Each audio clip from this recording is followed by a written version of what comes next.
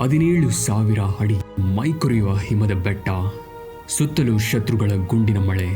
ಗಾಯಗೊಂಡ ತನ್ನ ಸಹೋದ್ಯೋಗಿಯನ್ನ ಬದುಕಿಸಲು ನಿನಗೆ ಹೆಂಡತಿ ಮಕ್ಕಳಿದ್ದಾರೆ, ಹಿಂದೆ ಸರಿ ಎಂದು ಪಕ್ಕಕ್ಕೆ ತಳ್ಳಿ ಶತ್ರುಗಳ ಗುಂಡಿಗೆ ಎದೆ ಕೊಟ್ಟ ಆ 24 ವರ್ಷದ ಯುವಕ ಭಾರತ ಸೈನ್ಯದಲ್ಲಿ ಲೆಜೆಂಡರಿ ಸ್ಟೇಟಸ್ ಪಡೀತಾರೆ. ಅವರೇ ಕ್ಯಾಪ್ಟನ್ ವಿಕ್ರಮ್ ಬಾತ್ರಾ. ಕಾರ್ಗಿಲ್ನ ಸಿಂಹ. ತಮ್ಮ ಕೊನೆಯ ಉಸಿರಿನಲ್ಲೂ ಜೈ ಮಾತಾದಿ ಎಂದು ಗರ್ಜಿಸ್ತಾ ದುರ್ಗೆಯನ್ನು ಆಹ್ವಾನಿಸಿದಷ್ಟೇ ಅಲ್ಲದೆ ಅಕ್ಷರಶಃ ರಣರಂಗದಲ್ಲಿ ರಣಚಂಡಿಯಂತೆ ಪಾಕಿಸ್ತಾನಿ ಸೈನಿಕರಿಗೆ ಕಾರ್ಗಿಲ್ನಲ್ಲಿ ಸಿಂಹದ ಹಾಗೆ ಬೇಟೆಯಾಡ್ತಾರೆ. ಕ್ಯಾಪ್ಟನ್ ವಿಕ್ರಮ್ ಬಾತ್ರಾ.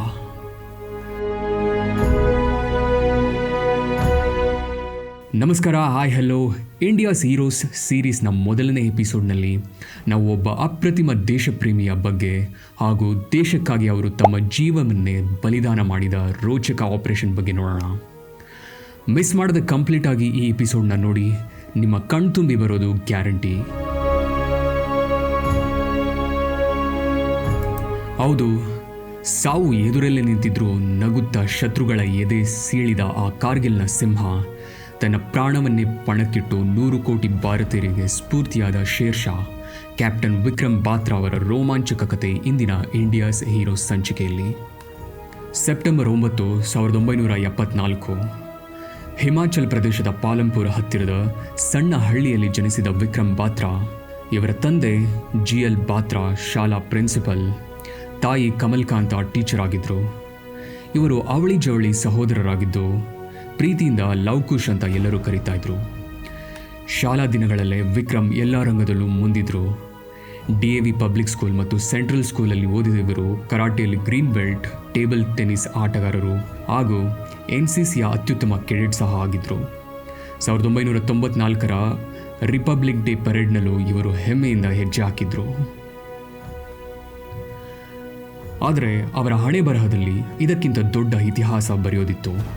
ಕಾಲೇಜು ಮುಗಿದಾಗ ಅವರಿಗೆ ಮರ್ಚೆಂಟ್ ನೇವಿಯಲ್ಲಿ ಲಕ್ಷಾಂತರ ರೂಪಾಯಿ ಸಂಬಳದ ಹಾಂಗ್ಕಾಂಗ್ನಲ್ಲಿ ಕೆಲಸದ ಲಕ್ಸುರಿಯಸ್ ಆಫರ್ ಸಹ ಬಂದಿತ್ತು. ಆದರೆ ಅವರ ಹೃದಯದಲ್ಲಿ ಮಾತೃಭೂಮಿಯ ಸೇವೆ ಮಾಡುವ ಕಿಚ್ಚಿತ್ತು.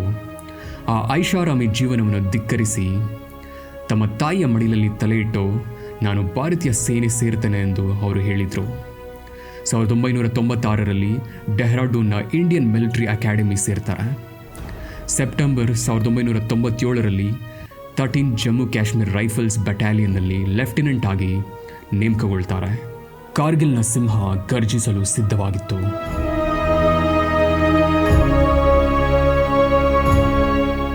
ಅದು ಮೇ 3ರ ರಾತ್ರಿ 1999. 1972ರ ಶಿಮ್ಲಾ ಒಪ್ಪಂದವನ್ನು ಮುರಿದು ಪಾಕಿಸ್ತಾನಿ ಸೈನಿಕರು ಉಗ್ರರ ವೇಷದಲ್ಲಿ ಭಾರತದ ಗಡಿಯೊಳಗೆ ಅಕ್ರಮವಾಗಿ ನುಸುಳಿ ಕಾರ್ಗಿಲ್, ದ್ರಾಸ್ ಮತ್ತು ಬಟಾಲಿಕ್ ವಲಯಗಳ ಎತ್ತರದ ಹಿಮದ ಬೆಟ್ಟಗಳನ್ನು ಆಕ್ರಮಿಸಿಕೊಳ್ತಾರೆ. ಕಾಶ್ಮೀರವನ್ನು ಲಡಾಖ್ನಿಂದ ಬೇರ್ಪಡಿಸುವ ರಾಷ್ಟ್ರೀಯ ಹೆದ್ದಾರಿ NH1 ಅನ್ನು ಕಡಿತಗೊಳಿಸುವುದು ಅವರ ಸಂಚಾಗಿತ್ತು. ಯುದ್ಧ ಶುರುವಾದಾಗ ವಿಕ್ರಮ್ ಪಾಲಂಪುರ್ನಲ್ಲಿ ರಜೆಯಲ್ಲಿರ್ತಾರೆ. ನ್ಯೂಗಲ್ ಕೆಫೆಯಲ್ಲಿ ತಮ್ಮ ಸ್ನೇಹಿತನ ಜೊತೆ ಕಾಫಿ ಕುಡಿಯುವಾಗ ಯುದ್ಧದ ಸಂದೇಶ ತಲುಪುತ್ತೆ.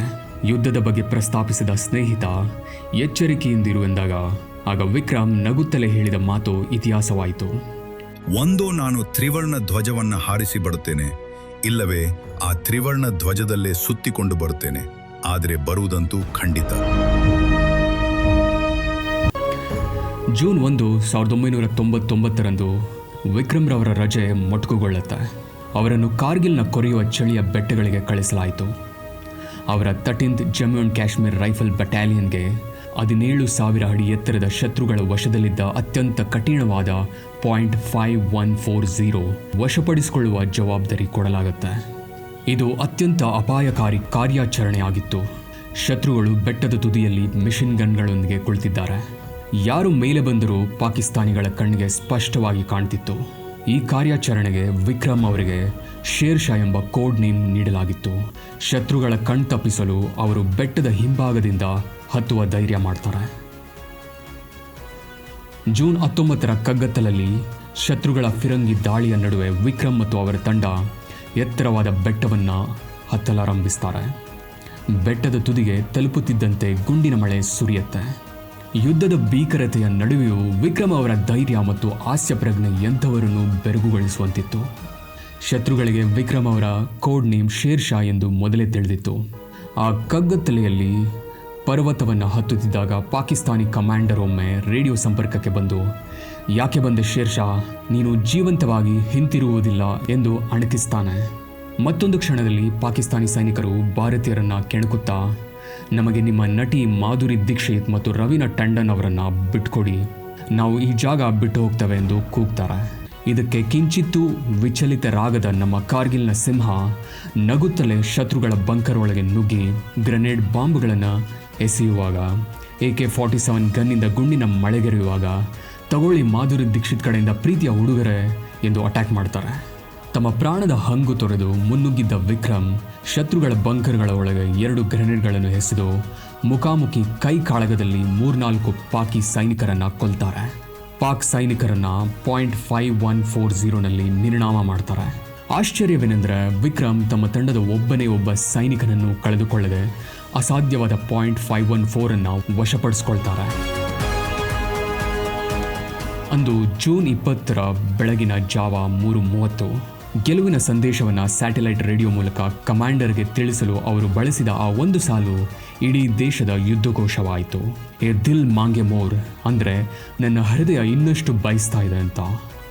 ಆ ಸಾಧನೆಗೆ ರಣರಂಗದಲ್ಲೇ ಕ್ಯಾಪ್ಟನ್ ಆಗಿ ಪ್ರಮೋಷನ್ ಪಡೆದ ವಿಕ್ರಮ್ ತಮ್ಮ ತಂದೆಗೆ ಸ್ಯಾಟಲೈಟ್ ಫೋನ್ ಮೂಲಕ ಕರೆ ಮಾಡಿ, ಡ್ಯಾಡಿ ನಾನು .514 ಪರ್ವತಗಳನ್ನು ವಶಪಡಿಸಿಕೊಂಡಿದ್ದೇನೆಂದು ಸಂಭ್ರಮಿಸ್ತಾರೆ. .514 ಗೆಲುವು ದೊಡ್ಡ ತಂತ್ರಗಾರಿಕೆಯ ಯಶಸ್ಸಾಗಿತ್ತು. ಆದರೆ ಶೇರ್ ಶಾ ಹೃದಯ ನಿಜಕ್ಕೂ ದಿಲ್ ಮಾಂಗೆ ಮೋರ್ ಇನ್ನಷ್ಟು ಕೇಳ್ತಾ ಇತ್ತು.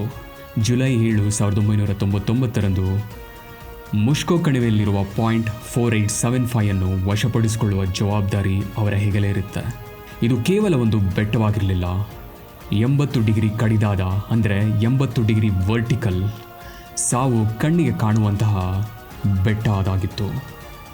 ಕ್ಯಾಪ್ಟನ್ ಬಾತ್ರಾರಿಗೆ ತೀವ್ರ ಜ್ವರವಿತ್ತು, ವೆದರ್ ಭೀಕರವಾಗಿತ್ತು ಮತ್ತು ಮಂಜಿನಿಂದಾಗಿ ಶೂನ್ಯ ಗೋಚರತೆ, ಝೀರೋ ವಿಸಿಬಿಲಿಟಿ ಸಹ ಇತ್ತು. ಸೀನಿಯರ್ ಕಮಾಂಡರ್ಗಳು ಅವರನ್ನು ಕಳುಹಿಸಲು ಹಿಂದೇಟಾಕ್ತಾರೆ. ವಿಕ್ರಮ್ ಪಟ್ಟು ಬಿಡದೆ, ನನಗೆ ವಿಶ್ವಾಸವಿದೆ, ಪಾಯಿಂಟ್ ನಮ್ಮದೇ ಆಗಲಿದೆ ಅಂತ ಮುನ್ನುಗ್ತಾರೆ. ಕ್ಯಾಪ್ಟನ್ ಅನುಜ್ ನಾಯರ್ ಜೊತೆಗೂಡಿ ಅವರು ದಟ್ಟ ಮಂಜಿನಲ್ಲಿ ಶತ್ರುಗಳ ಮೇಲೆರುತ್ತಾರೆ. ಅಂದು ಕಾದಾಟ ಭೀಕರವಾಗಿತ್ತು. ಪಾಕಿಸ್ತಾನಿಗಳಿಗೆ ತಾವು ಯಾರನ್ನು ಎದುರಿಸ್ತಿದ್ದೇವೆ ಅಂತ ತಿಳಿಯಿತು. ಅದು ಶೇರ್ ಶಾ. ವಿಕ್ರಮ್ ಶತ್ರುಗಳೊಂದಿಗೆ ಮತ್ತೊಮ್ಮೆ ಮುಖಾಮುಖಿ ಕೈ ಕಾಳಗಕ್ಕಿಳಿದು 5 ಪಾಕಿಸ್ತಾನಿ ಸೈನಿಕರನ್ನು ಕೊಲ್ತಾರೆ. ಮಿಷನ್ ಬಹುತೇಕ ಯಶಸ್ವಿಯಾಗುವ ಹಂತದಲ್ಲಿತ್ತು.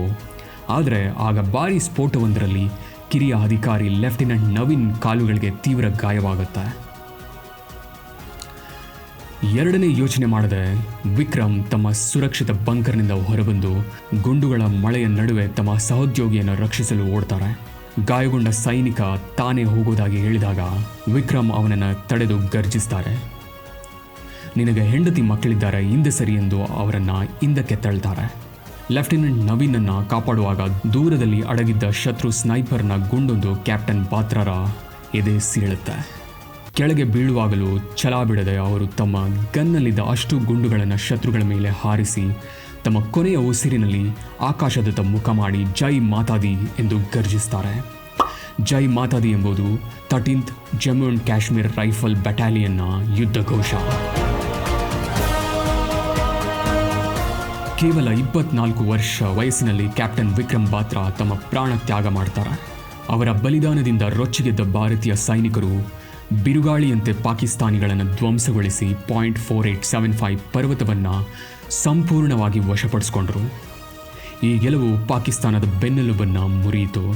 ಕಾರ್ಗಿಲ್ ಯುದ್ಧದಲ್ಲಿ ಭಾರತಕ್ಕೆ ಭವ್ಯ ಗೆಲುವಾಯಿತು.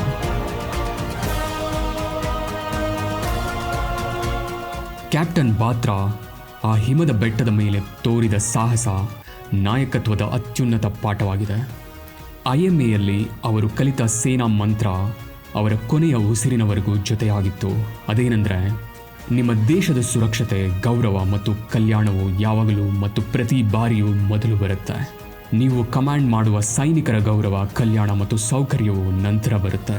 ನಿಮ್ಮ ಸ್ವಂತ ಸುಖ, ಸೌಕರ್ಯ ಮತ್ತು ಸುರಕ್ಷತೆಯು ಯಾವಾಗಲೂ ಕೊನೆಯದು. ಬಾತ್ರಾ ಈ ಮಾತುಗಳಂತೆ ಬದುಕಿದ್ರು ಮತ್ತು ವೀರಮರಣ ಹೊಂದ್ತಾರೆ. ಅವರು ಕೇವಲ ಆಜ್ಞೆ ನೀಡಲಿಲ್ಲ, ತಮ್ಮ ದೇಹವನ್ನೇ ಶೀಲ್ಡನ್ನಾಗಿಸಿ ತಮ್ಮವರನ್ನ ರಕ್ಷಿಸ್ತಾರೆ. ಆದರೆ ಈ ಗೆಲುವಿನ ಬೆಲೆ ತೀರಾ ವೈಯಕ್ತಿಕವಾಗಿತ್ತು.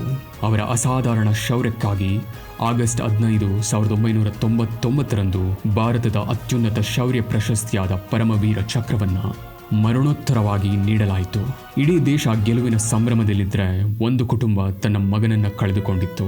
ಅವರ ತಾಯಿ ಕಮಲಕಾಂತ ತಮ್ಮ ದುಃಖವನ್ನು ನುಂಗಿ, ದೇವರು ನನಗೆ 2 ಮಕ್ಕಳನ್ನು ಕೊಟ್ಟಿದ್ದೆ, ಒಬ್ಬನನ್ನು ದೇಶಕ್ಕಾಗಿ ಮೀಸಲಿಡಲು ಇರಬೇಕು ಎಂದು ಗದ್ಗದಿತರಾದರು. ಮತ್ತು ಆಕೆ ಡಿಂಪಲ್. ಚಂಡೀಗಢದ ಕಾಲೇಜು ದಿನಗಳಲ್ಲಿ ವಿಕ್ರಮ್ ಪ್ರೀತಿಸಿದ್ದ ಹುಡುಗಿ. ಯುದ್ಧ ಮುಗಿದೊಡನೆ ಇವರಿಬ್ಬರು ಮದುವೆಯಾಗಬೇಕಾಗಿತ್ತು. ವಿಕ್ರಮ್ ಸಾವಿನ ಸುದ್ದಿ ಕೇಳಿ ಆಕೆಯ ಪ್ರಪಂಚವೇ ಒಡೆದೋಯಿತು. ತಾನು ಪ್ರೀತಿಸಿದ ಮನುಷ್ಯನ ನೆನಪುಗಳನ್ನು ಎದೆಗವಚಿಕೊಂಡು ಆಕೆ ಇನ್ಯಾರನ್ನೂ ಮದುವೆಯಾಗದಿರಲು ನಿರ್ಧರಿಸ್ತಾಳೆ. ದಶಕಗಳೇ ಕಳೆದರೂ ಆಕೆ ಇಂದಿಗೂ ಒಂಟಿಯಾಗಿದ್ದಾಳೆ. ಆಕೆಯ ಹೃದಯ ಶಾಶ್ವತವಾಗಿ ಕಾರ್ಗಿಲ್ನ ಸಿಂಹ ಕ್ಯಾಪ್ಟನ್ ವಿಕ್ರಮ್ ಬಾತ್ರಾರಿಗೆ ಸೇರಿದೆ. ಕ್ಯಾಪ್ಟನ್ ವಿಕ್ರಮ್ ಬಾತ್ರಾ ತಮ್ಮ ಮಾತನ್ನು ಉಳಿಸಿಕೊಂಡ್ರು. ಅವರು ಬರಿಗೈಯಲ್ಲಿ ಬರಲಿಲ್ಲ, ನಮ್ಮ ನಾಳೆಗಾಗಿ ತಮ್ಮ ಜೀವನವನ್ನೇ ತ್ಯಾಗ ಮಾಡಿ ತ್ರಿವರ್ಣ ಧ್ವಜದಲ್ಲಿ ಸುತ್ತಿಕೊಂಡು ಮರಳಿದ್ರು. ಅವರು ತಮ್ಮ ಪ್ರಾಣ ಕೊಟ್ಟು ಗೆದ್ದ ಆ .4875 ಅವರ ಗೌರವಾರ್ಥ ಇಂದು ಬಾತ್ರಾ ಟಾಪ್ ಎಂದು ಮರುನಾಮಕರಣ ಮಾಡಲಾಗಿದೆ. ಆರಾಮದಾಯಕ ಶ್ರೀಮಂತ ಜೀವನದ ಅವಕಾಶವಿದ್ದರೂ ದೇಶಕ್ಕಾಗಿ ರಕ್ತ ಸುರಿಸಲು ಆರಿಸಿಕೊಂಡ ಈ ಲೆಜೆಂಡರಿ ಸೈನಿಕನ ತ್ಯಾಗಕ್ಕೆ ಬೆಲೆ ಕಟ್ಟಲಾಗದು. ಮುಂದಿನ ಬಾರಿ ನಿಮ್ಮ ಜೀವನದಲ್ಲಿ ಎಂದಾದರೂ ಎದುರಿಸಲಾಗದ ಸವಾಲು ಎದುರಾದರೆ 17,000 ಅಡಿ ಎತ್ತರದಲ್ಲಿ ಸಾವಿನ ಕಣ್ಣಲ್ಲಿ ಕಣ್ಣಿಟ್ಟು ನಕ್ಕ ಆ 24 ವರ್ಷದ ಪಾಲಂಪುರ್ನ ಯುವಕನನ್ನು ಒಮ್ಮೆ ನೆನಪಿಸಿಕೊಳ್ಳಿ ಮತ್ತು ಗುಂಡಿಗೆ ತಟ್ಟಿ ಹೇಳಿ, ಹೇ ದಿಲ್ ಮಾಂಗೆ ಮೋರ್. ಈ ಎಪಿಸೋಡ್ ನೋಡಿದ್ದಕ್ಕೆ ತುಂಬ ಥ್ಯಾಂಕ್ ಯು. ಮುಂದಿನ ಎಪಿಸೋಡ್ನಲ್ಲಿ ಮತ್ತೊಂದು ಇಂಡಿಯಾದ ಹೀರೋ ಜೊತೆ ಸಿಗೋಣ. ಚಾನೆಲ್ನ ಇನ್ನೂ ಸಬ್ಸ್ಕ್ರೈಬ್ ಮಾಡಿಲ್ಲ ಅಂದರೆ ಈಗಲೇ ಮಾಡ್ಕೊಳ್ಳಿ. Take care. ಜೈ ಹಿಂದ್, ಜೈ ಕರ್ನಾಟಕ.